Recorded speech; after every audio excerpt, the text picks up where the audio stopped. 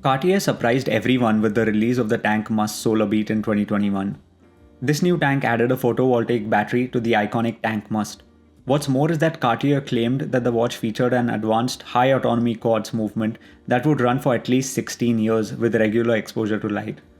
That's more than double the lifespan of the regular tank Must's battery and 5 to 6 times longer than ordinary quartz watches. Naturally, the hype train left the station at full speed. Who wouldn't want a tank that lasts longer and requires practically zero maintenance? Except these grandiose plans never panned out as expected. The tank Solarbeat was pretty much a train wreck since launch. Firstly, availability was scarce at best, with the watch not reaching stores for months after the launch. When they did hit stores, they were very limited and hard to buy. Most retailers didn't have these in stock. Evan from Your Terrific also made a video on this issue. That video stated that Cartier would continue making the Solarbeat, but at a slower pace. But when I personally checked 3 Cartier authorized dealers and a boutique last year, they all basically shrugged and said, it would be easier to find a Rolex than the large tank Solarbeat. Well, no, they didn't exactly say those words, but you get the gist. The tank Solarbeats were not available. There were production issues and some of the models that were delivered had faulty batteries. For most of last year, the large Solarbeat wasn't even listed on Cartier USA's website. All in all, it's safe to assume that there was something fundamentally broken with the solar-powered movement in these tanks. And I thought they were gone for good.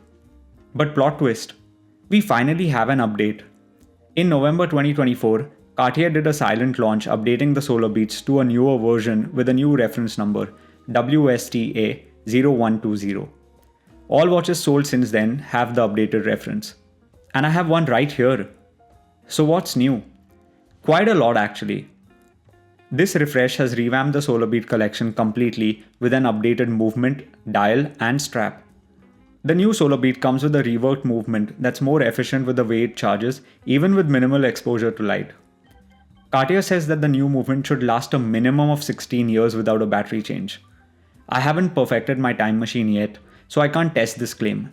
But if true, it means that the movement could technically go on for 17, 18, maybe 20 years or longer before needing a replacement. That's pretty wild. Imagine buying the watch now and not having to change the battery till 2045. Subscribe to the channel for an update. I'll see you in 2 decades. And it's not just the movement that's changed. The dial has been updated to improve its light collecting efficiency. The V1 Solarbeat collected light only through the Roman numerals. The V2 Solarbeat has an entirely micro-perforated dial, allowing it to collect light from the entire dial surface, not just the numerals. This makes the watch significantly better at collecting light. The V1 Solarbeat needed 4 minutes of sunlight to run for a day, while the V2 needs just 2 minutes to ensure autonomy over 24 hours. The old Solarbeat could run for 5 months with 9 hours of light, while the new one needs just 5 hours. If completely drained, the old reference needed an hour of exposure to restart compared to 30 minutes for the new model.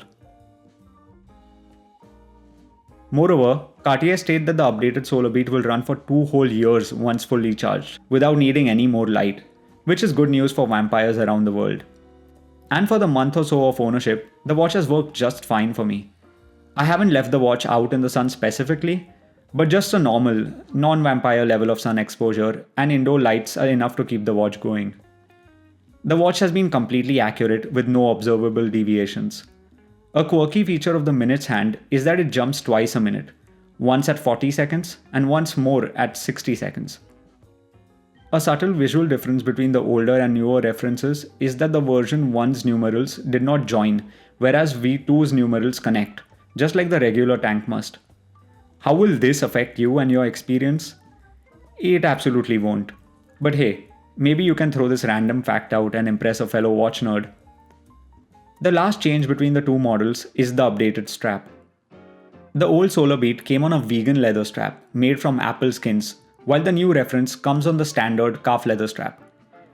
As much as I appreciate the eco-friendly initiative, I've heard that these straps were pretty stiff and not really comfortable. So I'm glad Cartier ditched this idea and reverted to the traditional straps. That being said, I find the OEM strap still a bit too long and not supple enough for my liking. That's why I never used it, opting to go with this black Saffiano strap from Has No Bounds.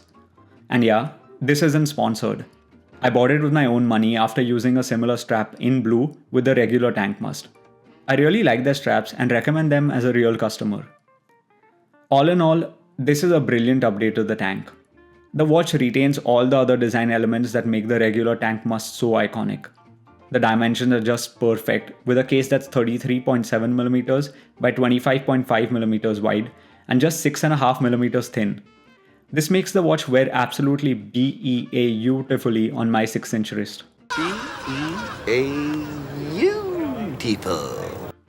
Honestly, I wouldn't change anything about the large tank's dimensions. This is a tried and true design that should work well with almost any wrist out there.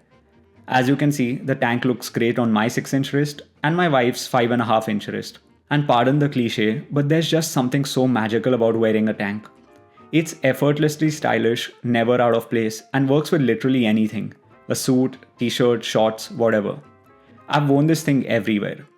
And it's not like I want to get it dirty, but I don't reserve it for just formal occasions either. Now, is it the best value watch at $3,500? Not really. In fact, I made a whole video discussing why the regular tank must doesn't quite justify its price anymore. But this version, with a solar powered movement that's accurate for over a decade and a half, plus an 8-year warranty, the tank Solarbeat feels like a much better deal. So much so that I'm actually debating whether I should sell my tank American and keep this instead. Maybe a head-to-head comparison is in order. Subscribe so you don't miss it.